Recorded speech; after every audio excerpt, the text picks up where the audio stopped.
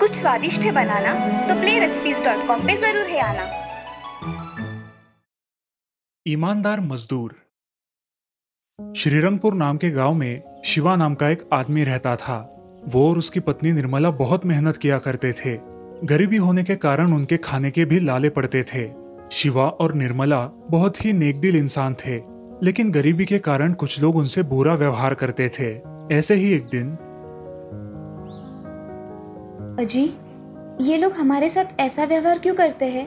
हमने इनका क्या बिगाड़ा है? पानी भरने गई तो अलग ही नजर से देखते हैं और गरीब होने का एहसास दिलाते हैं। हमने इनका कुछ नहीं बिगाड़ा। इन लोगों को हमें तकलीफ में देखकर बहुत मजा आता है।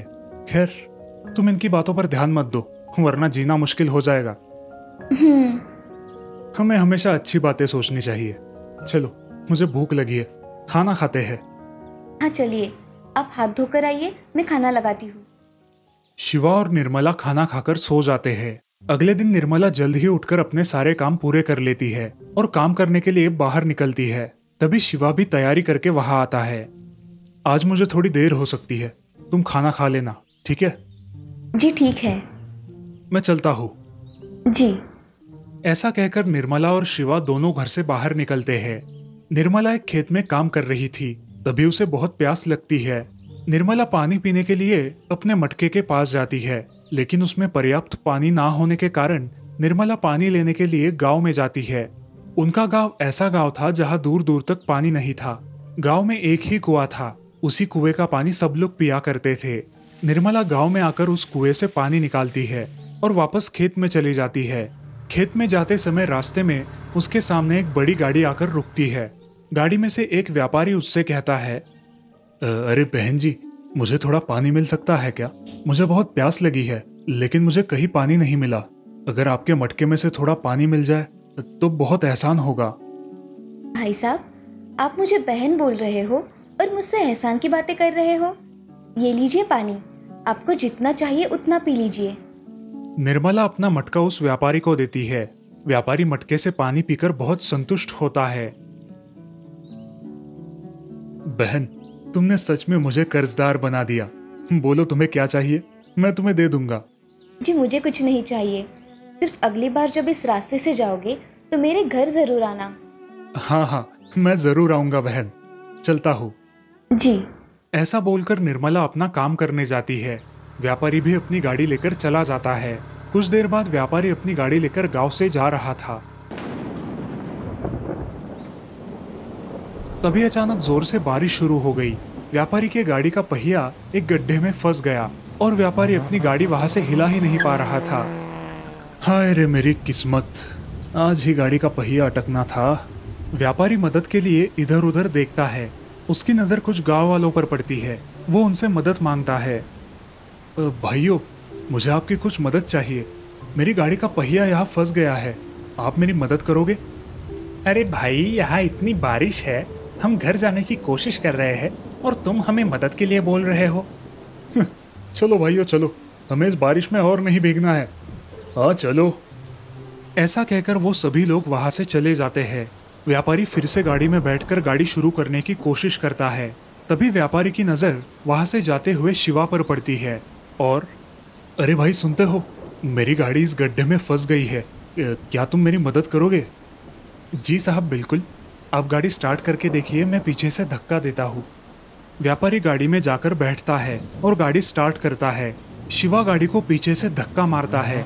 बारिश के कारण उसके कपड़ों पर बहुत सारा कीचड़ उड़ता है, लेकिन उसकी परवाह किए बिना शिवा जोर लगाकर उस गाड़ी को धक्का मारता है।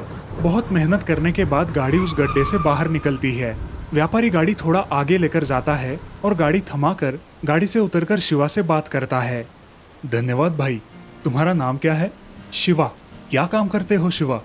मैं मजदूरी करता हूँ साहब, मुझे काम की बहुत ज़रूरत है। आज भी कोई काम नहीं मिला, इसलिए मैं घर लौट कर जा रहा हूँ और आपने आवाज़ लगा दी। अच्छा, मेरा शहर में बहुत बड़ा कारोबार है, तुम वहाँ काम करने के लिए आ सकते हो। मुझे तुम्हारा स्वभाव बहुत अच्छा लगा, मैं तुम्हें मेरे कंपनी में नौकरी दे सकता हूँ। साहब आप सच कह रहे हैं, मैं आपका ये एहसान कभी नहीं भूलूंगा। मैंने जब बाकी लोगों से मदद मांगी तो कोई भी मदद करने के लिए आगे नहीं आया, और तुमने मेरी मदद बिना किसी स्वार्थ के कर दी। इसीलिए मैं बहुत खुश हूँ। मैं चलता हूँ। और हाँ, 8 दिनों बाद मैं तुम्हें और तुम्हारे परिवार को लेने के लिए यहाँ आऊँगा। हम सब शहर जाएंगे। तुम अपना सामान वगैरह पैक करके रखना। जी साहब। साहब, लेकिन हम इतने बड़े शहर में रहेंगे कहाँ? अरे तुम्हारे घर का भी इंतज़ाम कर दूंगा, तुम चिंता मत करो। जी साहब, मैं चलता हूँ, तैयारी करके रखना। जी साहब। ऐसा कहकर व्यापारी वहाँ से चला जाता है। शिवा भी अपने घर आता है। अरे निर्मला, सुनती हो? अब हम इस गांव में नहीं रहेंगे।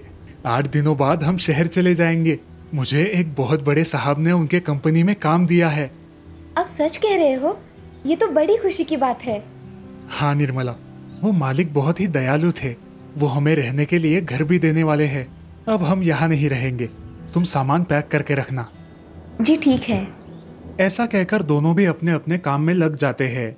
ऐसे ही कुछ दिन बीत जाते हैं और व्यापारी अपने कहे मुताबिक उन दोनों को लेने के लिए उस गांव में आता है। व्यापारी की आलीशान गाड़ी देखकर गांव वाले चकित हो जाते हैं। अरे, इतनी बड़ी गाड़ी, और वो भी शिवा के घर के बाहर। गाड़ी शिवा के घर के सामने आकर खड़ी हो जाती है। व्यापारी गाड़ी से उतरता है। अरे आइए ना साहब, आप सच में आ गए। मुझे मेरी आंखों पर विश्वास नहीं हो रहा। आइए ना, आइए। अब व्यापारी उसके घर में आता है। तभी निर्मला पानी लेकर आती है। भाई साहब, आप मेरे घर आए? बैठिए ना।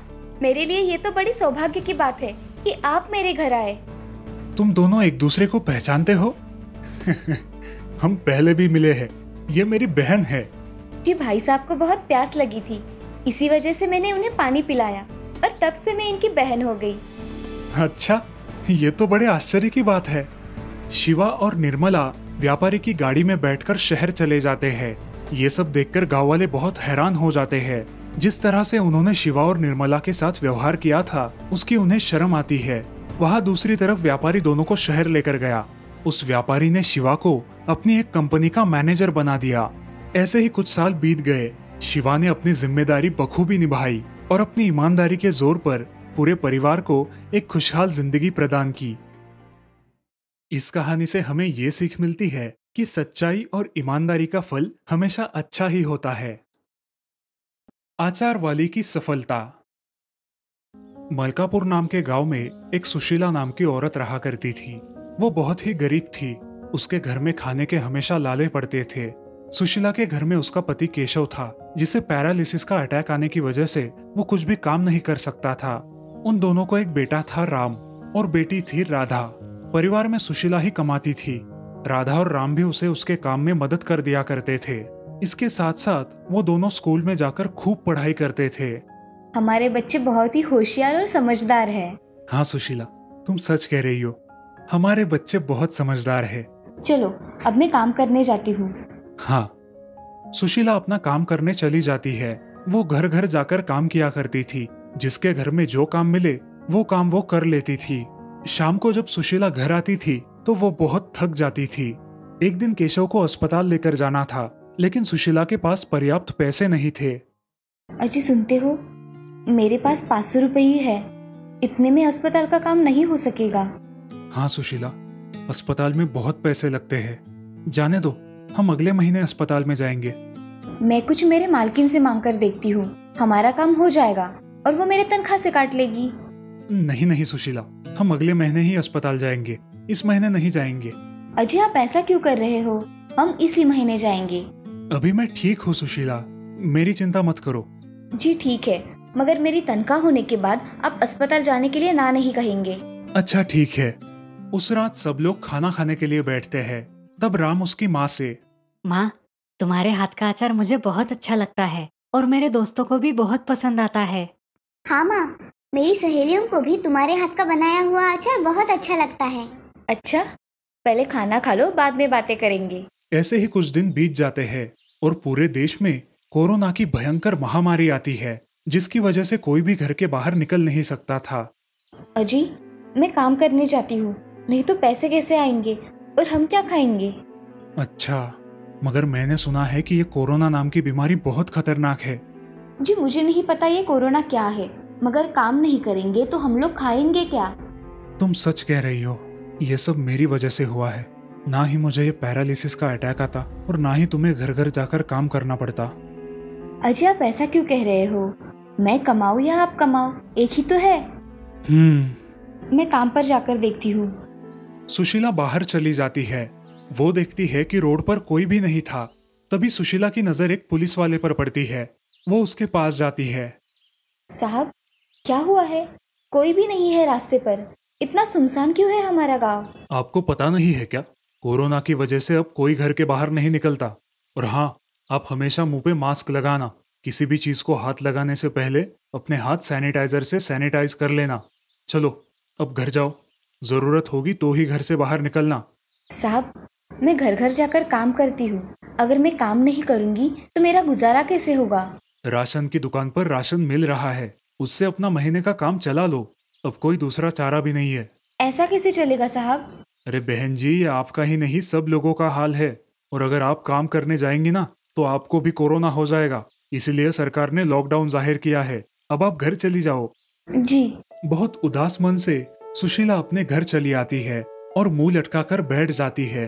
तभी केशव सुशीला से, क्या हुआ है, इतने उदास क्यों हो? अजी, मैं बाहर जाकर काम भी नहीं कर सकती। अब घर का गुजारा कैसे होगा? देखेंगे, जैसा वक्त आएगा हम दोनों मिलकर उसका सामना करेंगे। तुम चिंता मत करो। उस दिन से सुशीला बहुत चिंता में पड़ गई। माँ, तुम्हें क्या हुआ है? तुम इतनी चिंता में क्यों रहती हो? कुछ नहीं मेरे बच्चों, बस ऐसे ही। माँ, हम घर से कुछ ना कुछ कर सकते हैं। मतलब?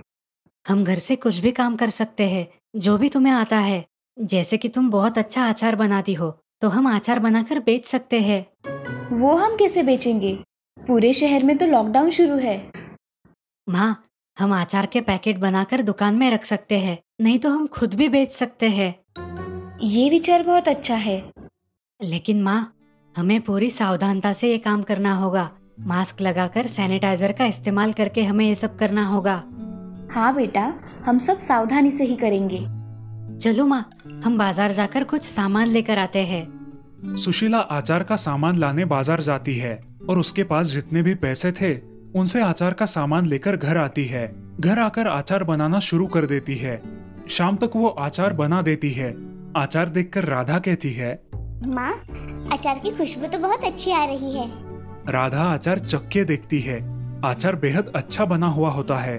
सुशीला उस अचार के पैकेट बनाकर रख देती है। अगले दिन वो पैकेट लेकर सुशीला बाजार में उन्हें बेचने जाती है। अचार की सुगंध और स्वाद से आकर्षित होकर कुछ लोग वो खरीदने आते हैं। बहन, अचार कैसे दिया? भैया, अचार 60 रुपए पाव है। आपको कितना दूं? मुझे 1.5 किलो दे दो। जी भाई साहब। मुझे भी 1 किलो देना। हाँ हाँ, देती हूँ। उसके अचार का स्वाद इतना अच्छा था कि बहुत सारे लोगों ने उसका अचार खरीद लिया। सभी लोगों को उसका अचार बहुत पसंद आया और देखते ही देखते सुशीला सारा अचार बेचकर जल्द ही घर चली आई। अजी सुनते हो, आज मैंने पूरा अचार बेचा है। मैं बहुत खुश हूँ। ये तो बहुत अच्छी बात है सुशीला। तुम्हारे हाथ का स्वाद ही ऐसा है कि सभी लोगों को पसंद आ जाए। अगले दिन से सुशीला रोज अचार बेचने लगी। धीरे धीरे उसके ग्राहक बहुत बढ़ गए। अचार बेचकर कमाए हुए पैसों की मदद से उसने अपने पति का अच्छे से इलाज भी करवाया। कुछ महीनों बाद लॉकडाउन खत्म हो गया और सुशीला के अचार व्यापार में बहुत तेजी आ गई। इस तरह अपनी मेहनत और लगन के जोर पर सुशीला अपने पूरे परिवार के साथ एक खुशहाल जिंदगी जीने लगी। इस कहानी से हमें ये सीख मिलती है कि मेहनत हमेशा रंग लाती है। कोशिश करने वालों की कभी हार नहीं होती। सौतेली माँ। रामपुर नाम के गांव में एक श्याम नाम का आदमी रहता था।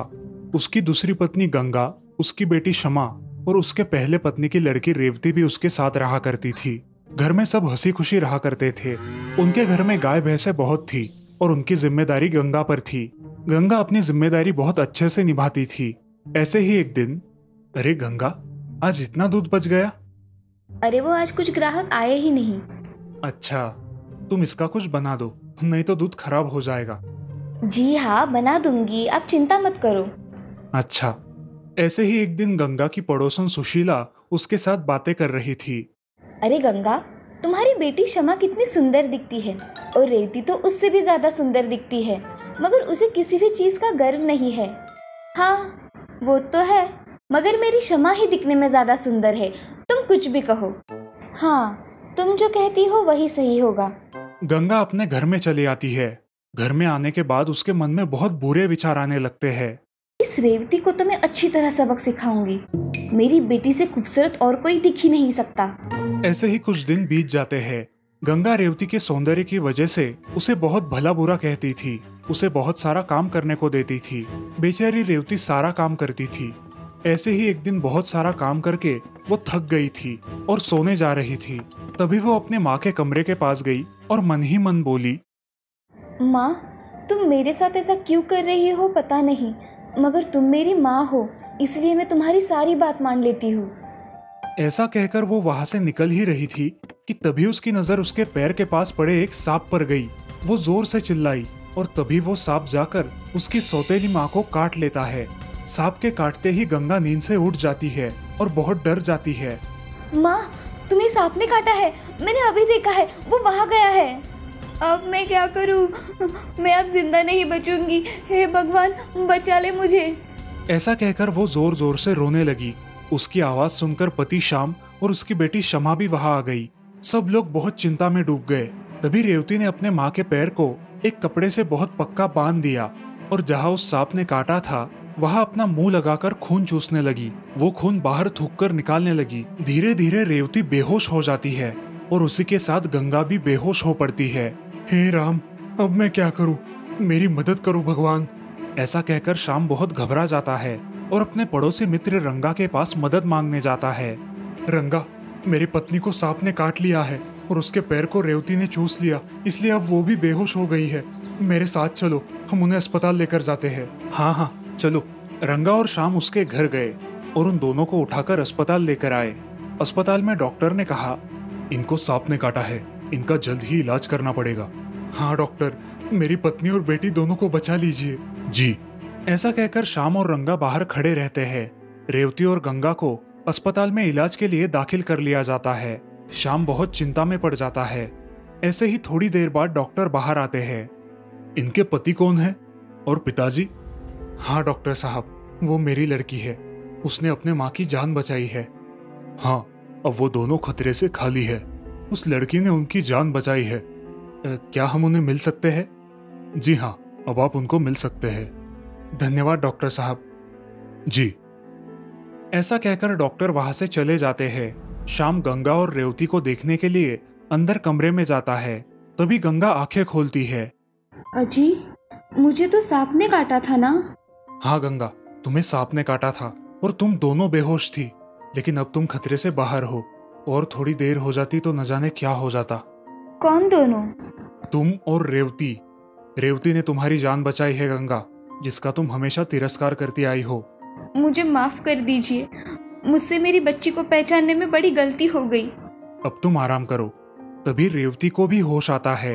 होश आते ही वो अपने माँ के बारे में पूछती है। माँ कैसे है पिताजी? उसे कुछ हुआ तो नहीं ना? ये सुनकर गंगा की आंखें भर आई। वो उठकर रेवती के पास आई। मेरी बच्ची, मुझे माफ कर दो, मैंने तुम्हें बहुत भला बुरा कहा। नहीं माँ, तुम तो मेरी प्यारी माँ हो। गंगा को अपने बर्ताव पर शर्मिंदगी महसूस हुई और उस दिन के बाद उसने अपनी बेटी से सौतेला व्यवहार करना बंद कर दिया। 2 दिनों बाद उन्हें अस्पताल से छुट्टी मिल गई और वे दोनों घर आकर खुशी खुशी एक साथ रहने लगी। इस कहानी से हमें ये सीख मिलती है कि जिंदगी में कभी भी किसी के सौंदर्य को नहीं बल्कि उसके गुणों को महत्व देना चाहिए। सोने का खजाना। बहुत समय पहले की बात है। आजमगढ़ नाम के राज्य के एक छोटे से गांव में मक्खीलाल और उसका परिवार रहता था। मक्खीलाल बहुत ही नेकदिल और दयालु व्यक्ति था। वो हमेशा घर आए लोगों की मदद किया करता था।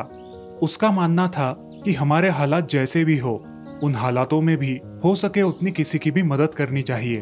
आखिर हम इस संसार में किसी न किसी कारणवश आते हैं और भगवान हमेशा उन लोगों का ही साथ देता है जो दूसरों को खुशियां दे। वो ये बात अपने दोनों बच्चों को भी हमेशा समझाता था। लेकिन मक्खीलाल के दोनों बेटे बड़े ही आलसी थे। वो दिन भर घर पर ही खा पीकर सोए रहते। मक्खीलाल के पास 7-8 गायें थी और कुछ भैंसे भी। हर सुबह उठकर वो अपने जानवरों को चराने के लिए जंगल ले जाता। शाम को दूध निकालकर पास वाले गांव में साइकिल से जाके बेच आता। ऐसे ही दिन बीत रहे थे। एक दिन मक्खीलाल अपनी पत्नी से कहता है, अरे निर्मला, जरा इधर आओ, मुझे तुमसे कुछ बात करनी है। क्या हुआ जी? आज कहीं बाहर जाना है क्या आपको? अरे नहीं भाग्यवान, मैं तो अपने दोनों बेटों को लेकर चिंतित हूँ। ना ही ये कुछ काम करते हैं और ना ही अच्छे से बात करते हैं। बस दिन भर खा पी कर सोए रहते हैं। कब ये जिम्मेदारियों का बोझ अपने कंधों पर लेंगे पता नहीं। उम्र के हिसाब से अब मुझसे भी ये सारे काम नहीं होते। हाँ, मैं भी यही सोच रही थी। अब दोनों को अपने अपने काम बांट कर देने चाहिए। आज शाम को ही आप दोनों को अपने अपने काम समझा दो और थोड़ा सख्ती से पेश आओ। ठीक है, अब इसके अलावा कुछ दूसरा पर्याय भी नहीं। मक्खीलाल और निर्मला घर के अंदर जाते हैं। तभी राजू और पिंटू अंदर आकर अपनी माँ से बोलते हैं, अरे माँ, जल्दी खाना दो, बहुत भूख लगी है। हाँ माँ, मुझे भी। अरे राजू पिंटू, जरा यहाँ बैठो, मुझे तुमसे कुछ जरूरी बात करनी है। तुम्हारी माँ तब तक खाना लेकर आ जाएगी। देखो बेटा, अब तुम दोनों बड़े हो गए हो, तुम्हें तुम्हारी जिम्मेदारियां संभालनी चाहिए। आज से मैं घर की सारी जिम्मेदारियां तुम दोनों पर डालता हूँ। मुझसे अब कोई काम नहीं हो पाता। कल से तुम दोनों भाई जानवरों को लेकर जंगल जाओगे और दूध निकालकर बेचने भी जाओगे। लेकिन पिताजी, आज तक तो हम कभी जंगल में अपने जानवरों को लेकर नहीं गए। क्या हमसे ये हो पाएगा? उसमें कौन सी बड़ी बात है। अपने गाय और भैंसों को हमेशा की तरह छोड़ देना है और बस उनके पीछे पीछे चलना है। बस इतना ध्यान रखना है कि वो किसी के खेतों की फसल में ना जाए। इतना ही तो है। दूसरे ही दिन राजू और पिंटू को मक्खीलाल सुबह सुबह जल्दी उठाता है, उनसे सारे काम करवाता है। राजू और पिंटू को ये सारे काम करने में बड़ा ही आलस आता है। दोनों भी जैसे तैसे काम खत्म करते हैं और नदी के किनारे जाकर बैठ जाते हैं। अरे यार पिंटू, पिताजी ने ये क्या नया नाटक लगा के रखा है? ये भी कोई हमारी उम्र है काम करने की? अभी तो हमें बस खाना पीना, घूमना और सोना चाहिए। हाँ भैया, लेकिन अब कर भी क्या सकते हैं? हाँ भाई, अब दूसरा कोई चारा ही नहीं है हमारे पास। ऐसा कहकर दोनों वहां से घर चले गए। धीरे धीरे दोनों भाई अच्छे से काम करने लगे और अब उन्हें उस काम की आदत भी पड़ गई। दोनों हंसी खुशी काम करने लगे, गरीबों की मदद भी करने लगे। ये सब देखकर मक्खीलाल और निर्मला भी बहुत खुश हो गई। ऐसे ही एक दिन राजू और पिंटू जंगल में अपनी गायों को चराने के लिए लेकर गए थे। अचानक जोर से बारिश शुरू हो गई और बारिश से बचने के लिए दोनों भी एक बड़े से पेड़ के नीचे खड़े हो गए। तभी राजू की नजर पेड़ पर लगे एक दरवाजे पर पड़ती है और राजू चौंक कर पिंटू से कहता है, अरे पिंटू, जरा यहाँ देख तो, ये एकदम दरवाजे की तरह लग रहा है। इतने बड़े विशाल पेड़ में दरवाजा कैसे हो सकता है? हाँ भैया, ये तो दरवाजे जैसा ही लग रहा है। चलो इसे ढकेल के देखते हैं। राजू और पिंटू दोनों मिलकर उसे ढकेलने की कोशिश करते हैं, लेकिन दरवाजा जल्दी खुलता ही नहीं। दोनों अपनी पूरी ताकत लगा देते हैं और जैसे तैसे करके वो दरवाजा खोल लेते हैं। अरे भाई राजू, हमने इस दरवाजे को खोल तो दिया, लेकिन अब इसके अंदर जाने मत बोलना। इसके अंदर कोई भूत वूत होगा तो हम दोनों को कच्चा चबा जाएगा। अरे चुप, डरपोक कहीं का। इतनी मेहनत से खोला है, एक बार अंदर क्या है जानकर ही घर वापस जाएंगे। चलो, और तुम्हारी जेब में जो माचिस है ना, उससे जरा ये 2 लकड़ियां जला दो। अंदर बहुत अंधेरा है, उस रोशनी के सहारे हम अंदर जाएंगे। पिंटू थोड़ा डरा सहमा सा राजू की ओर देखता है और 2 लकड़ियां जलाकर उनकी 2 मशालें तैयार कर लेता है। उनमें से एक मशाल राजू को देता है। भाई, तुम मुझसे बड़े हो, तुम आगे चलो, मैं तो तुम्हारे पीछे पीछे ही आता हूँ। मुझे बहुत डर लगता है। अरे हाँ हाँ, मुझे पता है तुम फट्टू हो। चलो, अब चुपचाप मेरे पीछे चलो। दोनों हाथ में मशाल पकड़े उस दरवाजे के अंदर जाते हैं। उस पेड़ के दरवाजे के अंदर जाते ही उन्हें एक सुरंग नजर आती है। वहां के बड़े बड़े मकड़ी के जाले साफ करते हुए दोनों आगे बढ़ते हैं। थोड़ी दूरी तय करने के बाद उन्हें उस सुरंग से रोशनी आती दिखाई देती है। पिंटू, पिंटू देख रहे हो? ऐसा लग रहा है कि आगे किसी चमचमाते खजाने की सुनहरी रोशनी है। हाँ भैया, लग तो ऐसे ही रहा है, लेकिन क्या पता खजाने के अलावा कुछ और ही निकला तो। अरे तुम हमेशा उल्टा ही क्यों सोचते हो, डरपोक। चलो मेरे पीछे। दोनों उस रोशनी की तरफ आगे बढ़ते हैं। जैसे ही वो उस रोशनी के पास जाते हैं, वो देखते हैं कि वहां चमचमाते हीरे, जवाहरात, सोने के सिक्कों से भरे घड़े, बहुमूल्य सोने की मूर्तियां, माणिक मोती, ये सब भरे पड़े हैं, जैसे कि वो सुरंग कुबेर के खजाने से भरी हो। ये नजारा देखकर उनकी आंखें फटी की फटी रह जाती है। पिंटू, मेरे भाई पिंटू, देखो इतना सारा खजाना। शायद ही दुनिया में किसी के पास होगा। हम अमीर हो गए भाई, हम बहुत अमीर हो गए। तभी पिंटू को किसी के कराहने की आवाज आती है, जैसे कोई तड़प रहा हो। वो इधर उधर देखता है। उसे कोने में एक विशाल सा भालू जख्मी हालत में दिखाई देता है। राजू और पिंटू दोनों डर के उस भालू के पास जाते हैं। वो देखते हैं कि उस भालू के पैरों पर एक बड़ा सा घाव है। भैया, हमें इसकी मदद करनी चाहिए, नहीं तो ये मर जाएगा। लेकिन अगर इसने हम पर हमला कर दिया तो हम यहाँ से वापस भी नहीं जा पाएंगे। जब तक ये बेहोश है तब तक हम खजाना लेकर यहाँ से निकल जाते हैं। नहीं नहीं भैया, हमें इस भालू की मदद करनी ही पड़ेगी। पता है ना पिताजी ने क्या सिखाया है? हमेशा दूसरों की मदद करनी चाहिए, चाहे हालात कुछ भी हो। हम इस भालू को ऐसे मरता हुआ नहीं छोड़ सकते भैया। चलो इसके जख्म पर पट्टी बांधते हैं, तब तक तुम पानी का इंतजाम करो।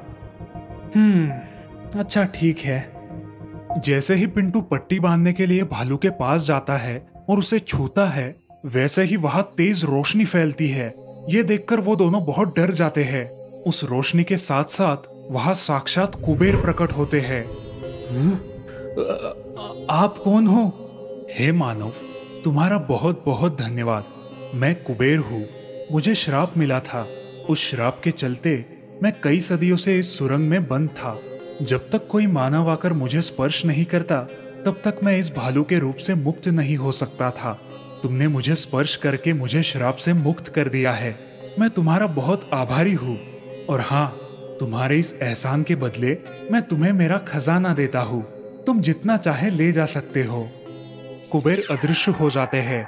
राजू और पिंटू वो खजाना लेकर घर आते हैं। उस खजाने के जोर पर वो बहुत बड़ा घर बना लेते हैं, लेकिन उसी के साथ साथ सारे गांव वालों की हमेशा मदद करते हैं और इसी तरह एक आराम भरी जिंदगी जीने लगते हैं।